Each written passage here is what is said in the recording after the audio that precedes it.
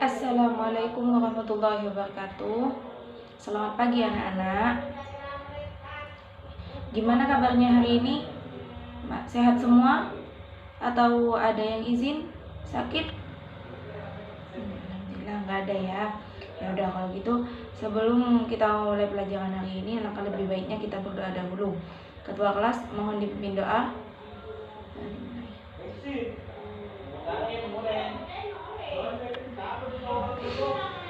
Sebelum itu ibu absen dulu ya. Aisyah,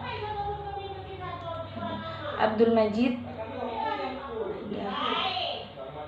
dan seterusnya.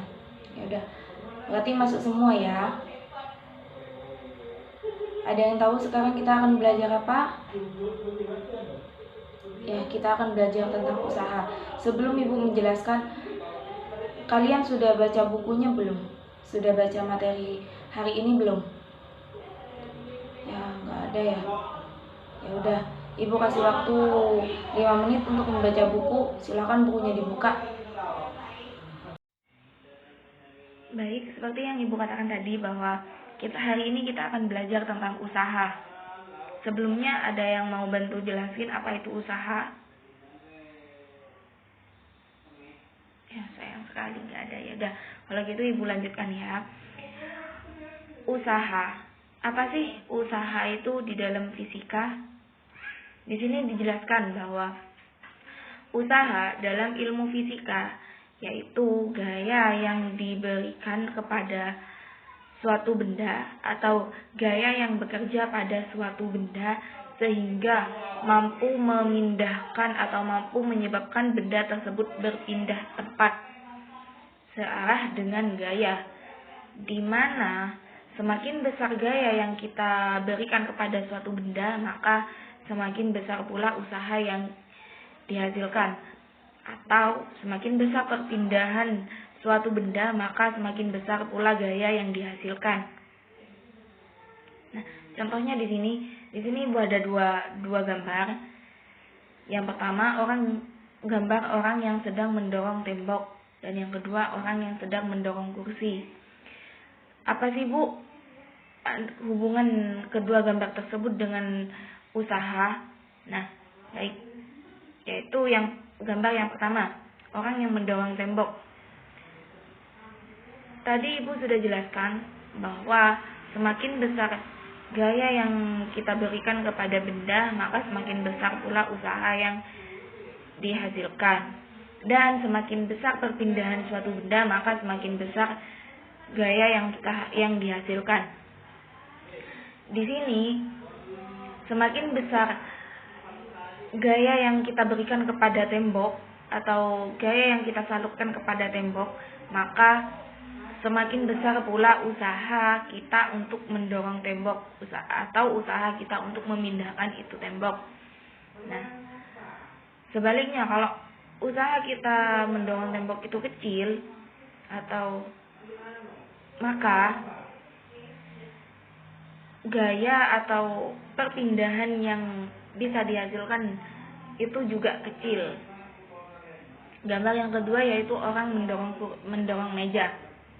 Nah, balik lagi yang tadi, di mana semakin besar gaya yang diberikan kepada suatu benda, maka semakin besar usaha yang dihasilkan.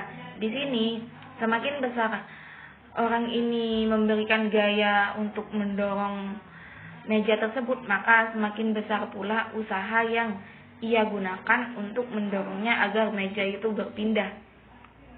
Nah, semakin besar atau semakin jauh meja itu berpindah, maka semakin besar pula gaya yang dia gunakan.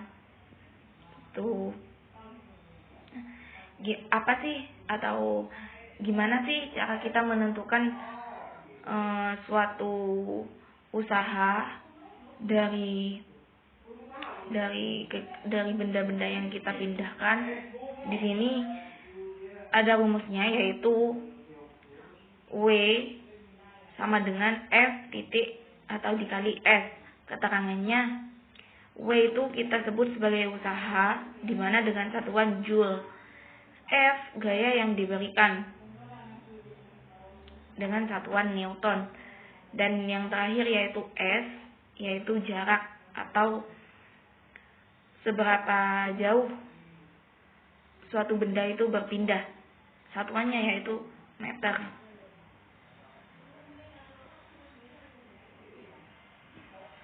Baik, itulah pembelajaran atau pembahasan tentang usaha. Kesimpulannya di sini, semakin besar usaha yang kita tuangkan atau kita lakukan, maka semakin besar pula atau semakin jauh pula benda itu berpindah tepat dari semula. Ada yang ditanyakan? Kalau nggak ada, kita mengerjakan soal ya. Ibu kasih soal ya. Silakan dikerjakan, Ibu kasih waktu 10 menit. Nah, sudah dikumpulkan semua ya tugasnya. Ibu kasih ini tugasnya Ibu kasih minggu depan karena bel sudah berbunyi. Sebelum kita mulai pembelajaran hari ini, alangkah lebih baiknya kita berdoa bersama agar ilmu yang kita dapatkan hari ini menjadi barokah. Ketua kelas mohon dipimpin doa.